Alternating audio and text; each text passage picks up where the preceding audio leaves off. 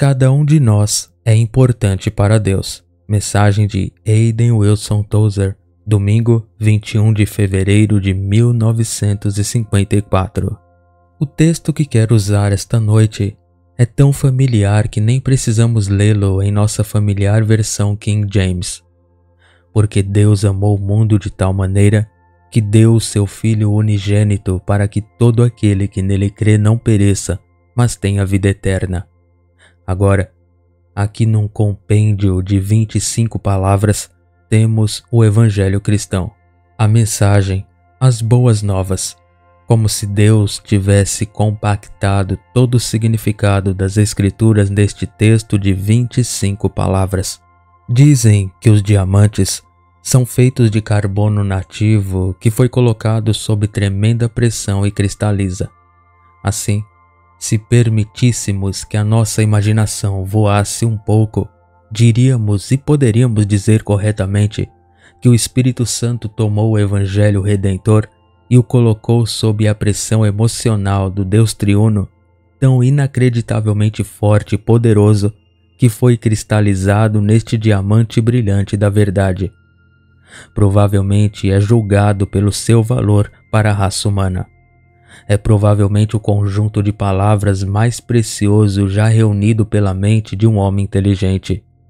Acredito que se tomássemos esse texto que lemos aqui esta noite e o colocássemos em um lado de uma vasta balança eterna, segurada no espaço por algum observador e santo que pudesse, na linguagem das Escrituras, coloque um pé no tempo e outro na eternidade, no mar e na terra. Acredito que aquele único texto, visto, digo, e julgado por seu valor para a humanidade, provaria ser de utilidade mais preciosa para a raça humana no longo prazo do que todos os livros que já foram escritos desde que a arte da escrita foi inventada pela primeira vez. Apareceu nas pequenas ilhas da Grécia, cerca de 4, 5 ou 600 anos antes de Cristo, um grupo de mentes poderosas. Eles eram tão poderosos que quase pareciam pertencer a outra espécie. Seus nomes não são nomes comuns, e seus livros ainda podem ser encontrados anunciados em nossas revistas. Você os verá, esses homens poderosos que escreveram ou escreveram para eles esses livros poderosos, Platão e Aristóteles e todo aquele grupo de grandes mentes. No entanto, eu acredito e digo isso seriamente, que se tudo que todos eles escreveram pudesse ser colocado em um lado da balança e João 3,16 no outro, eles se mostrariam tão leves quanto o ar em comparação. Não acredito que existem todas as bibliotecas do mundo agora. Não acredito que todas elas juntas, se você pegar e unir ou colocar em um lugar, em uma extremidade da balança, todas as peças de Shakespeare e todas as composições de Milton e tudo que eles, Leigh Hunt e Scott e Victor Hugo e Emerson e Bacon e todo o resto, todos eles juntos que já escreveram, não poderia significar para a humanidade o que 25 palavras em nosso inglês dourado significam para a raça humana. Foi assim que eu valorizei João 3,16. E este é um dos favoritos dos jovens pregadores, João 3,16. E, no entanto, devo dizer que, tanto quanto me lembro, nunca preguei sobre esse texto. Eu estava tentando me lembrar disso, ou tentando raspar ou desenterrar da minha memória qualquer momento em que tenha pregado sobre João 3,16 ao longo dos anos. Pode ser que em algum lugar lá, ou por trás do véu do esquecimento, eu tenha pregado ou preguei sobre esse texto, mas não consigo me lembrar dele. E tenho certeza de que nunca o usei como texto desde que estou em Chicago há 25 anos. Mas suponho que o citei de 15 a 20 mil vezes em oração, em testemunho, em escritos e em pregações, embora nunca o tenha usado como texto. E eu nunca soube por que não conseguia chegar a esse texto. E então eu estava lendo apenas alguns versos aqui na última semana de Ellicott, o novo, não realmente novo, mas recentemente trazido à luz, um dos nobres antigos comentaristas de 100 ou mais anos atrás, agora trazido à luz por Zondervan, chamado de Ellicott Comentários. E o velho e sábio santo de Deus veio a João 3,16 e disse algo neste sentido. Agora, não costumo falar muito sobre este texto. Ele disse, este é um dos favoritos dos jovens pregadores. Mas os pregadores mais velhos acham que é melhor sentir do que falar. Então, vou limitar ao mínimo meus comentários sobre esse texto. E ele o fez. Ele disse muito pouco sobre João 3,16. E eu me abstive desse texto, como disse, durante a maior parte da minha vida de pregação, se não toda ela, levando em consideração um possível lapso de memória em algum lugar. E eu evitei isso, mas não porque não o apreciasse, mas porque aprecio isso tão profundamente que fico assustado com isso. Minha razão para evitá-lo, tanto quanto posso me lembrar deles ou relembrá-los de minha mente, seria uma sensação avassaladora de inadequação, quase desespero ao pensar em uma fraqueza acentuada na presença de uma tarefa que exige uma força tremenda. E sabendo, como sei, que sou marcado por uma profunda ignorância.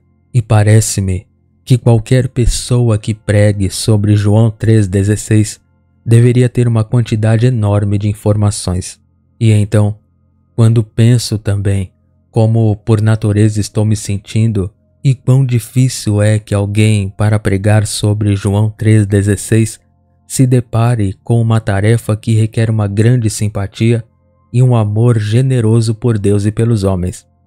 Portanto, recomendo que os jovens pregadores deixem de lado essas verdades, pois podem aprender sobre esse texto, mas nunca preguem sobre ele por muito tempo. E, no entanto, aqui estou eu pregando sobre João e cheguei a esse ponto. E esta sarça ardente está diante de nós no caminho, e não posso contorná-la e não me atrevo a fugir dela. Então me aproximo dela. Eu abordo isso como alguém cheio de muito medo e assim de grande fascínio. E sem os sapatos, pelo menos com os sapatos do coração, quero falar sobre João 3,16. Acho que provavelmente não irei além da primeira linha esta noite, porque Deus amou o mundo de tal maneira. Agora, acredito, como disse, que somente nesta linha, acredito que a parte importante do Evangelho do Novo Testamento está aqui comprimida, digna da anunciação por um arcanjo de que Deus amou o mundo. Agora isso pode ser reafirmado, e isso é tudo o que posso fazer com isso. Não posso esperar subir alguma rampa e decolar. Só posso esperar reafirmá-lo em termos mais familiares e dizer que, reafirmado em termos pessoais, significa isto. Para mim significa que significa algo para Deus. Agora, quero que vocês escrevam isso em seus corações e pensem sobre isso.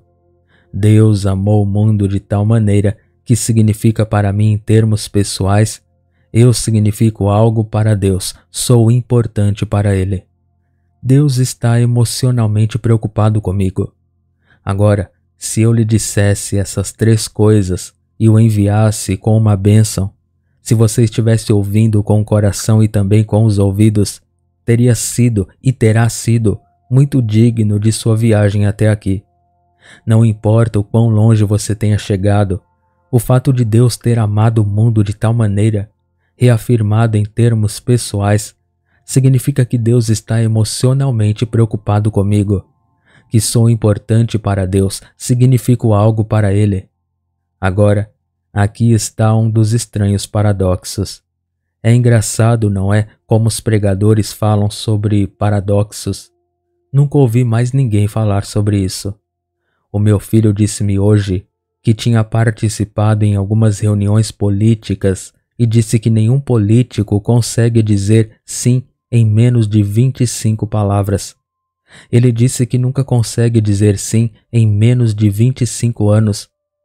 Acho que ele é generoso aí, mas que eu saiba, os políticos nunca usaram a palavra paradoxo. coube aos pregadores usar a palavra paradoxo. E caso você não saiba o que significa paradoxo, significa uma aparente contradição que na verdade não é uma contradição. E aqui está uma estranha contradição na natureza humana, que um homem pode cheirar a orgulho e estar inchado com egoísmo ofensivo e empertigar-se como um pombo, e ainda assim, ao mesmo tempo, no fundo dele, ele pode estar cheio de uma grande solidão, uma forte sensação de orfanato, de que ele foi órfão e de que não há pai para quem ele possa fugir. Não há mãe sob cuja mão bondosa ele possa correr em busca de conforto. Não há lugar nenhum, ninguém que esteja emocionalmente preocupado com ele, fora sua pequena e estreita família que morrerá junto com ele. E o resultado dessa estranha sensação de solidão e orfanato cósmico pode ser resumido assim, ou o sentimento que temos sobre isso que, para mim, como pessoa, ninguém se importa. Não sou importante para ninguém, exceto para o pequeno círculo mortal ao meu redor. E quando eles partirem, não terei importância para ninguém. Eles vão me enterrar e pagar uma quantia em dinheiro a uma empresa e dar-lhe o que hoje chamam de cuidado perpétuo. Em cuidados perpétuos, provavelmente significa até que a segunda geração morra. E então eles podem convenientemente esquecer a sua perpetuidade. Mas aí está o homem, e este é o pesado fardo da raça. Meus irmãos, quando Jesus disse: "Vinde a mim, todos os que estáis cansados e oprimidos, e eu vos aliviarei", ele não convidou pessoas cansadas a virem a ele, embora pessoas cansadas sejam bem-vindas.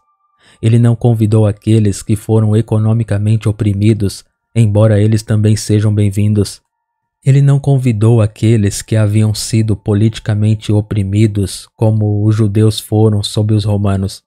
Não, eles também podem vir, mas ele convidou a ele aqueles que estão interiormente cansados e emocionalmente fatigados com a forte pressão do conhecimento, ou pelo menos da crença, de que no vasto universo eles não importam para ninguém, que no vasto e selvagem mundo ninguém realmente se importa, que não há ninguém emocionalmente preocupado com eles. Quero dizer, é claro, exceto o seu pequeno rebanho ao seu redor, com seu tempo e capacidade limitados. Mas no grande e vasto mundo ficamos órfãos lá. Não há ninguém que se importe. Eu não importo, e aí está este estranho paradoxo dilacerando o coração humano. Aqui de um lado, há um egoísmo que é ofensivo e rancoroso e faz o homem se gabar, mentir e se pavonear. E, por outro lado, no fundo dele, ele é um menino chorão, um menino assustado, com saudades de casa, com o coração partido, sabendo que não há ninguém no universo que esteja emocionalmente preocupado. Ele não importa para ninguém. Deus nos fez como somos, tão vastos, tão grandes dentro de proporções tremendas, intelectual e espiritualmente. E então o pecado trouxe até nós essa sensação de orfanato, essa sensação de termos sido expulsos da casa de nosso pai, e então a casa pegou fogo e o pai morreu.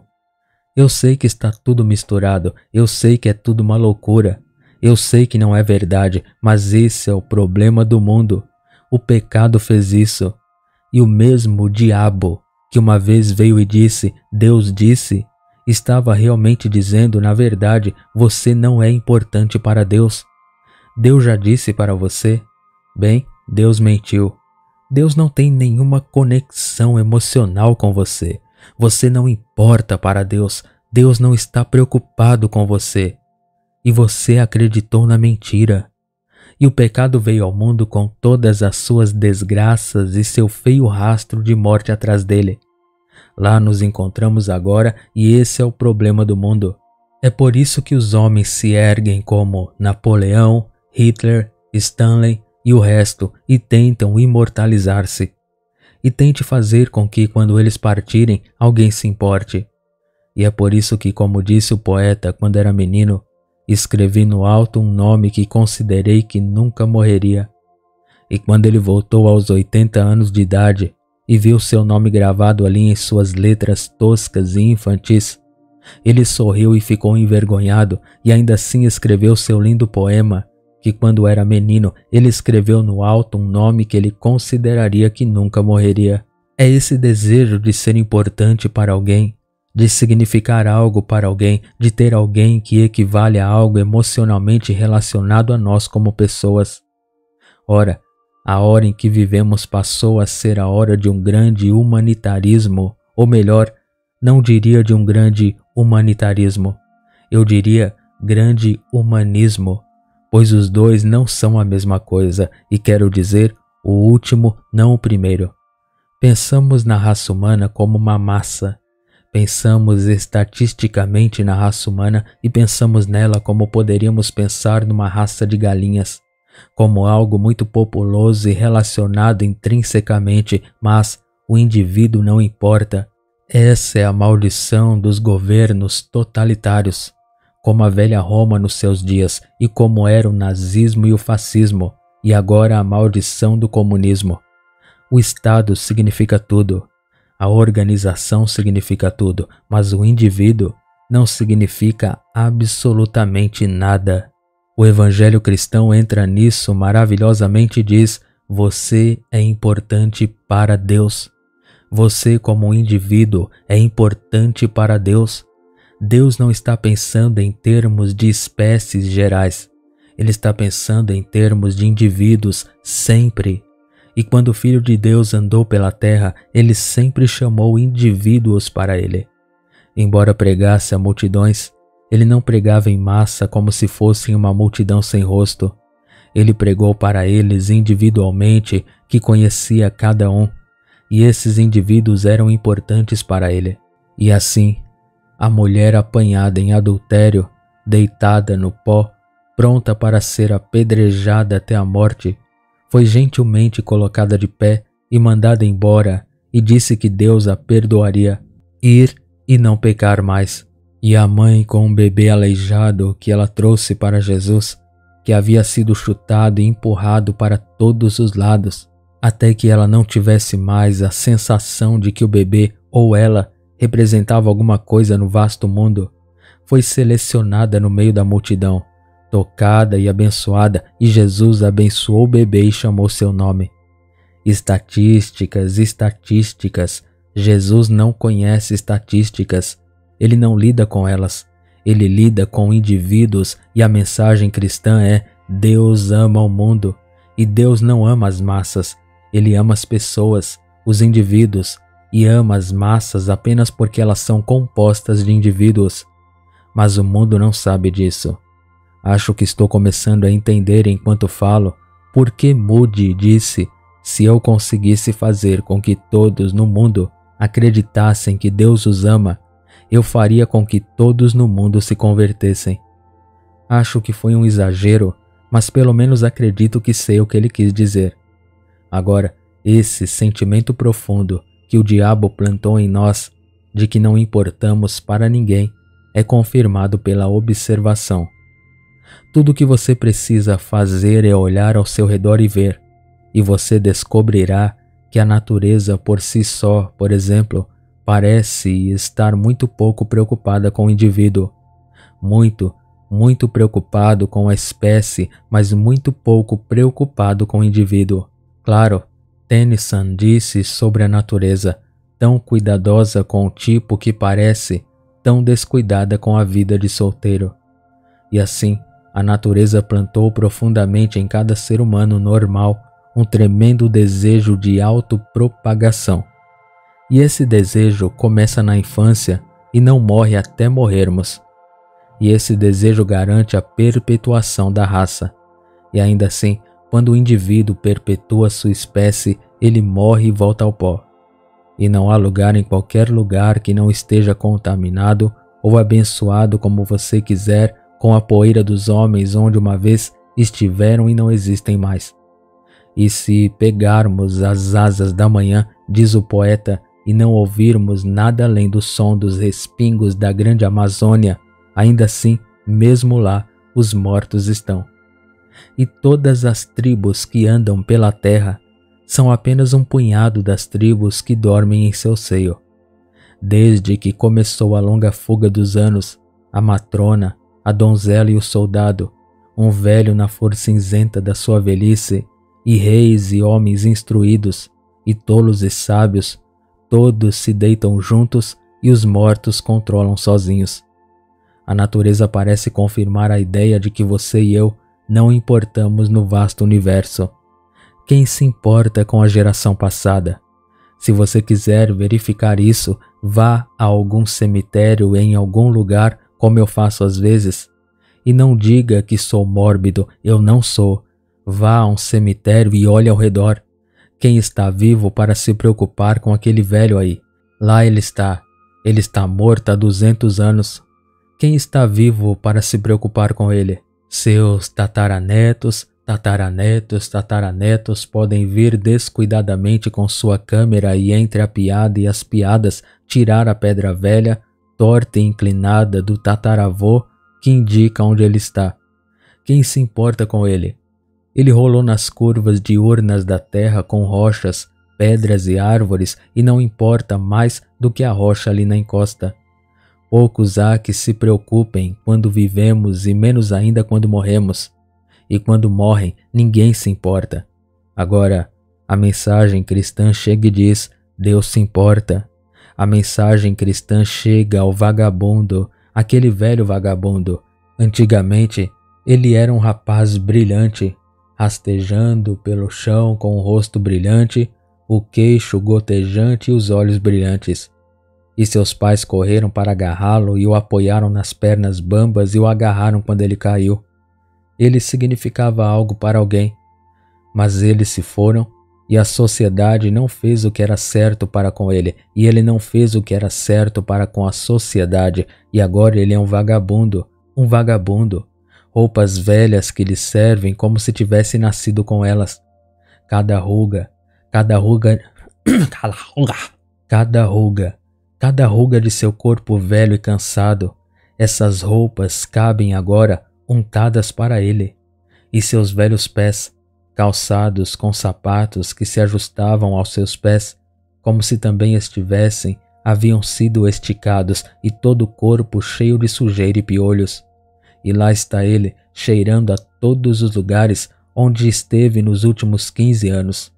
E se ele estiver sóbrio o suficiente para pensar, estará dizendo e pensando consigo mesmo: bem, aqui estou. Por que estou aqui? Ninguém se importa. Eu não significo nada para ninguém. Não há ninguém em lugar nenhum emocionalmente preocupado comigo. Meu pai se foi, minha mãe se foi, meu irmão foi para alguma outra parte do mundo. Ele esqueceu que eu vivo. E fui expulso de todos os lugares onde vagabundos são levados. Então, com um profundo sentimento de tristeza e total orfanato, como se tudo isso significasse que alguma coisa havia morrido, ele estava sozinho em um universo vasto e tempestuoso, espalhado como grãos de poeira ou folhas de outono, sem significar nada para ninguém, ninguém preocupado, ninguém.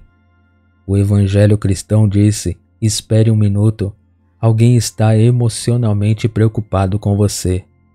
Alguém não está feliz porque você é do jeito que é. Alguém sabe o seu nome, lembra-se de você e ama você onde você está e como você é. Você significa algo para alguém. Para quem eu significo alguma coisa? A garota que conheci há 30 anos há muito se esqueceu de mim. Meus pais se foram há muito, muito tempo. Ninguém se importa comigo. E então o pregador sorridente diz: Deus amou você de tal maneira que deu seu Filho unigênito para que todo aquele que quisesse, e você está incluído, cresce nele, não perecesse, mas tivesse a vida eterna. Eu estou aqui vindo de Deus para lhe dizer que você é importante. Você não importa para o prefeito Kennedy. Você não importa para o chefe O'Connor. Você não importa para Edgar Hoover. Você não importa para o presidente Eisenhower. Você é importante para Deus. Existe alguém que representa alguma coisa no mundo para quem você é importante. Alguém se preocupa com você. Essa é a alta compreensão. Essa é a face brilhante do diamante da verdade que Deus lançou ao mundo quase com feliz descuido e diz para tomá-lo. E lá está aquele soldado ferido. De tudo que posso aprender, suponho que a solidão mais completa que pode ocorrer a um ser humano seria ter toda a sua companhia marchando antes e jazendo ferido em um país inimigo, cercado por ninguém cuja língua você possa falar, e cercado por milhares que matariam você à primeira vista. Com o frio caindo à noite, e aí está você, ensanguentado no chão, duro e congelado. Você sabe, um dos meus meninos ficou assim, e suponho que essa seja a sensação mais solitária e completa de abandono. Seu amigo, seu camarada, seu comandante, o sargento de voz rouca, todo mundo foi embora e deixou você, e o tiroteio está à distância e você está sozinho. E se você está morrendo, graças a Deus ele não estava e não morreu. Mas se você estiver morrendo naquele último momento, até as estrelas estarão frias e cheias de acusações. E o vento forte e cortante que perfura seu uniforme rasgado e ensanguentado confirma o que você sempre temeu. Ninguém se importa, ninguém se importa. Eu era um número para o tio Sam. Agora, ninguém se importa, ninguém. E a mensagem cristã chega sorrindo e diz: alguém se importa. Você é apenas um número para o exército, mas é um ser humano que vive, respira e pulsa, feito à imagem de Deus, e o Deus em cuja imagem você foi criado. Você representa algo para Deus. Você é um tesouro para Deus. Você importa. E imagino que houve muitos meninos criados em igrejas batistas e igrejas presbiterianas e nas igrejas da Aliança e outras igrejas evangélicas em todo o nosso grande e amplo país. Entre aqueles, o que foi cerca de 20.000 que morreram na Coreia. Imagino que foram muitos deles naquela última hora, quando a solidão se apoderou deles e sentiram uma sensação de orfanato. Lembraram-se do texto que tiveram que memorizar e ganharam um preço barato por memorizá-lo quando estavam na escola dominical. E ali, deitados com seu último suspiro trêmulo, eles voltaram os olhos para o Deus acima e disseram: ó Deus, quando eu era menino, eles me disseram que eu era importante. É diferente agora. Você mudou de ideia, Deus. Quando eu era menino na escola dominical, eles me disseram que você estava emocionalmente preocupado comigo. Bem, Deus, é diferente agora que sou um grande homem, carreguei uma arma e pequei. É diferente agora, Deus. Em algum lugar dentro deles, a antiga memória ou antigas memórias voltaram e a antiga voz de Deus disse: não, garoto, ainda não estou feliz com sua condição, porque eu te amei de tal maneira que entreguei o meu filho unigênito, para que todo aquele que nele cresce não perecesse, mas tivesse a vida eterna. Eu não diria isso indiscriminadamente, mas tenho quase certeza de que há mães sofrendo por causa de meninos que acreditavam estar no inferno esta noite, meninos que os cumprimentarão naquele dia feliz. Você não acha que o ladrão da cruz teve mãe? Ele não era um homem velho, ele era um jovem. Você não acha que o ladrão da cruz teve mãe? E você não acha que o ladrão na cruz, quando estava morrendo ali, estava no terno coração de sua mãe? E você não acha que aquela mãe pensou que eu falhei com ele? E a sociedade falhou com ele, e ele falhou com a sociedade, e ele está morrendo como um criminoso, crucificado numa cruz, meu rapaz, meu rapaz. Mas o que ela não sabia era que aquele que se importava estava a uma curta distância. O que ela não sabia era que aquele proscrito, aquele jovem rebelde e traidor, voltou aos olhos para aquele que se importava e disse: lembra-te de mim quando vieres ao teu reino. E ele disse: hoje estarás comigo no paraíso. Tudo o que ela sabia era que seu filho havia morrido na execução, e o cabelo dela estava mais grisalho, e o rosto mais cansado, e as rugas mais profundas, e a tristeza mais pesada. Quando o dia acabou, e ela sabia que seu filho estava morto, mas o que ela não sabia era que alguém naquele universo ao lado dele se importava. E aquele menino era importante para alguém além de sua mãe. Que havia alguém que não estava feliz com aquele ladrão morrendo como um criminoso e indo para o inferno. Que havia alguém que está emocionalmente abalado com isso. Aquele homem significava alguma coisa. Ele tinha ido de uma cela, de um número e tinha ido para execução. Mas agora ele é importante. De repente, ele se torna significativo e não há anjo no coro alado mais significativo do que ele. Seu nome soa lá no céu do Deus Todo-Poderoso, porque a mensagem cristã diz: Deus amou muito. E esse amor não é o amor por uma espécie, mas o amor pelos indivíduos. E eram pessoas que ele amava. Jesus, amante da minha alma, não Jesus, amante da raça humana, mas Jesus, amante da minha alma. Num sentido estrito, não existe raça humana. A raça humana é composta de indivíduos, e se você retirar o indivíduo, não terá raça humana. Existe uma multidão, mas, ainda em outro sentido, não existe uma multidão.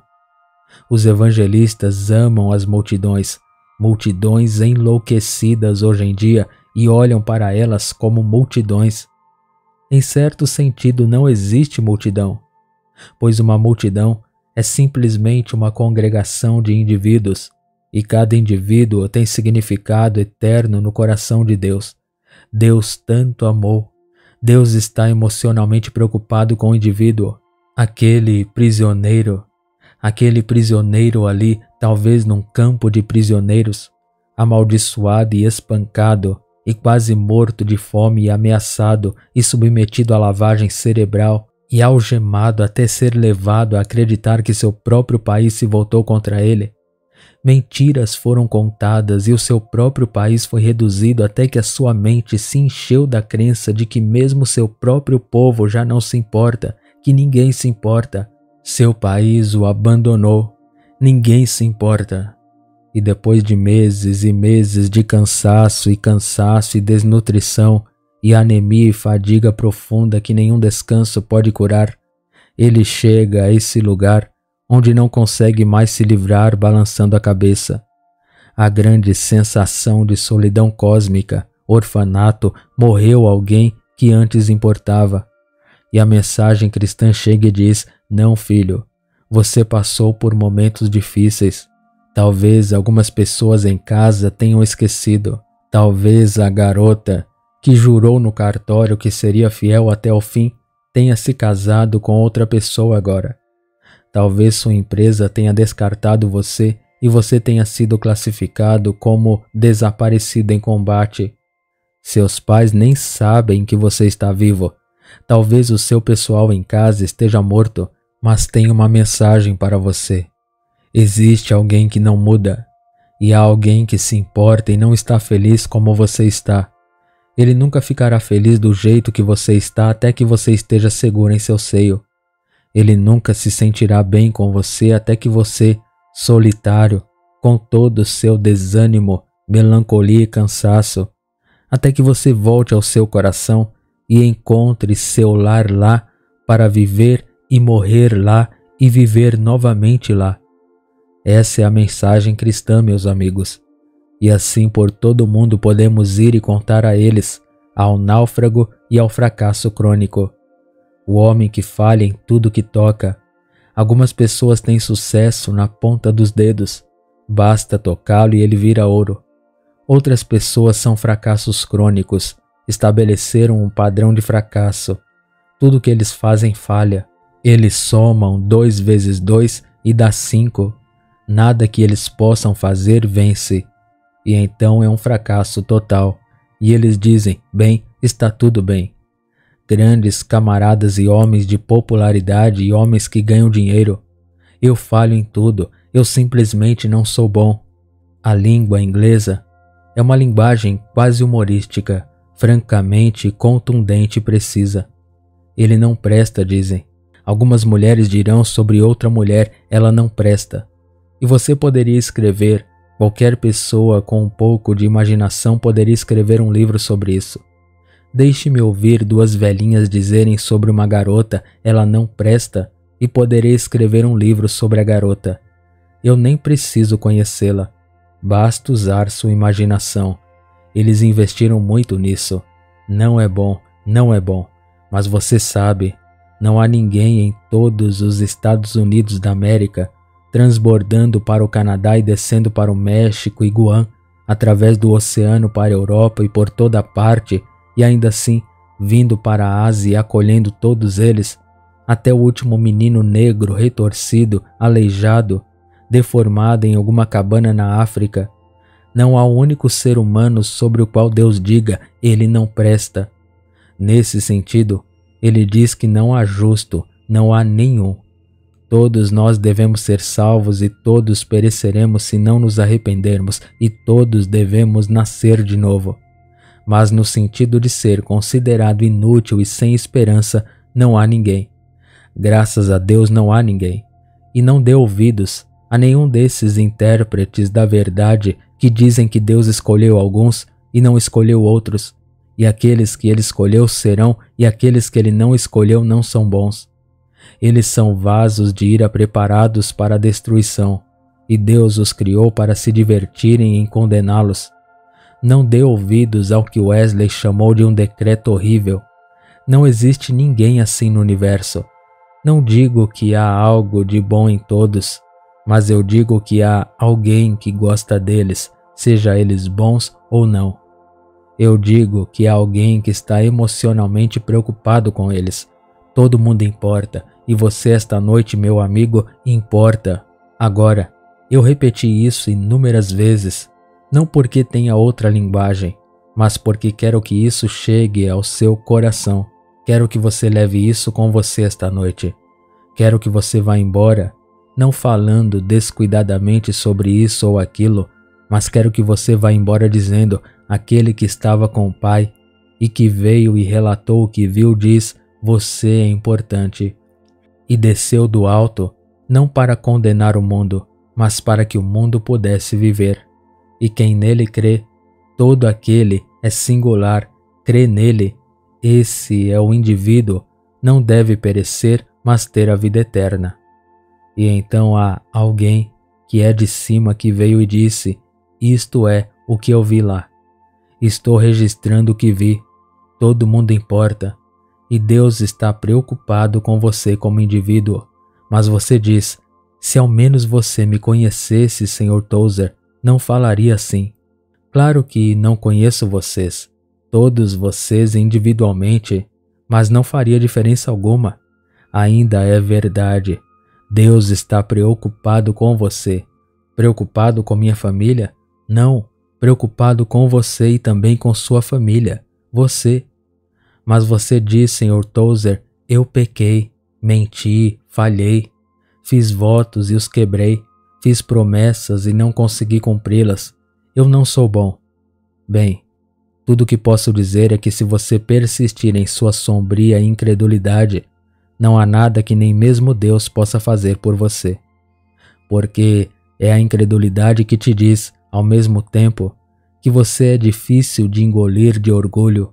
Outra parte do seu coração diz: não adianta, não presto.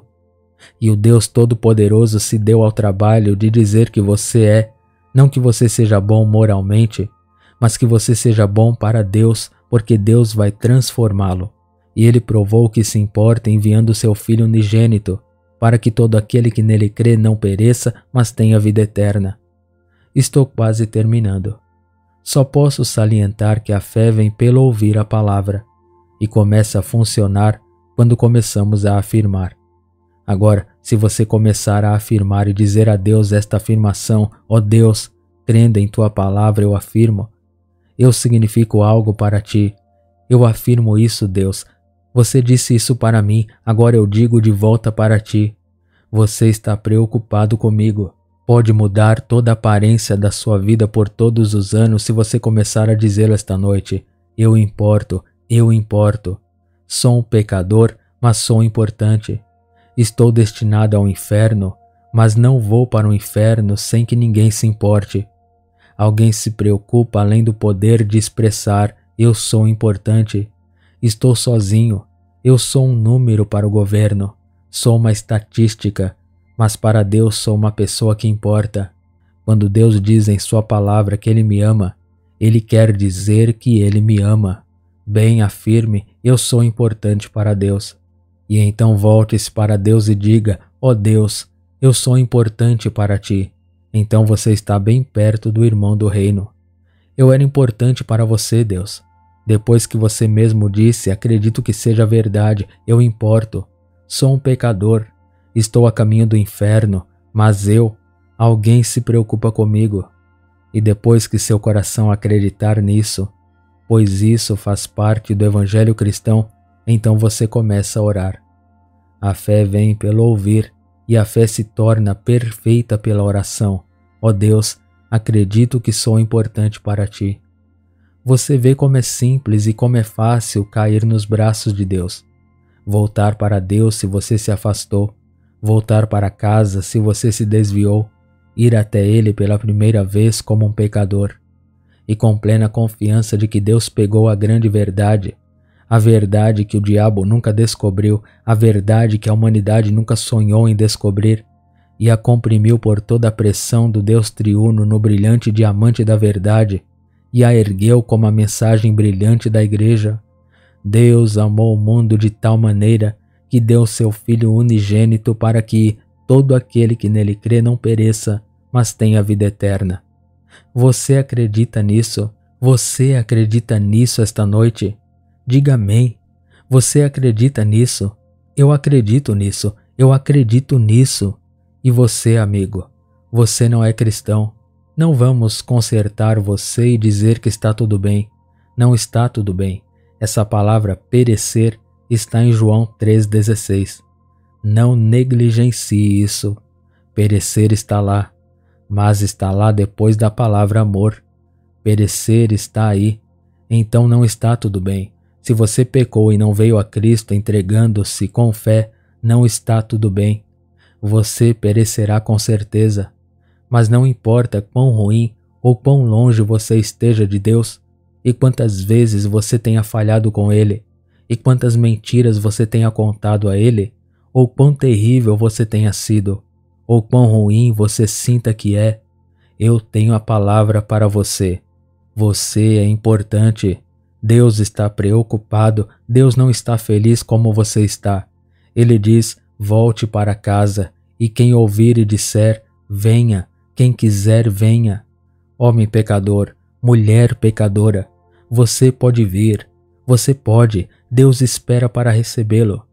Assim como estou, sem um único apelo, a não ser que teu sangue foi derramado por mim, e para que me peças que venha a ti, ó Cordeiro de Deus, eu venho. Eu venho.